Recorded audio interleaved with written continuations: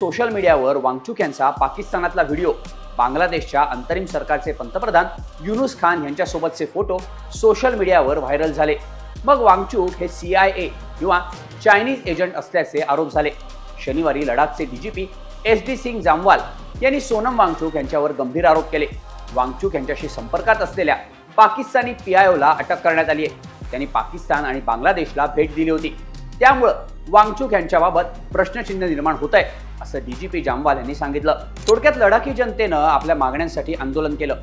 त्या आंदोलनात वांगचुक यांचा प्रमुख सहभाग होता, पण आंदोलनानं घेतलेल्या हिंसक वळणासाठी वांगचुक यांना जबाबदार ठरवण्यात आलं आणि लडाखच्या जनतेसाठी हिरो असलेले सोनम वांगचुक अचानक व्हिलन झाले। अर्थात यात आता राजकारण आणलं गेलंय, पण लडाखला युटीचा दर्जा मिळाल्यावर मोदींचे आभार मानणारे सोनम वांगचुक सरकार विरोधात का उभे राहिले?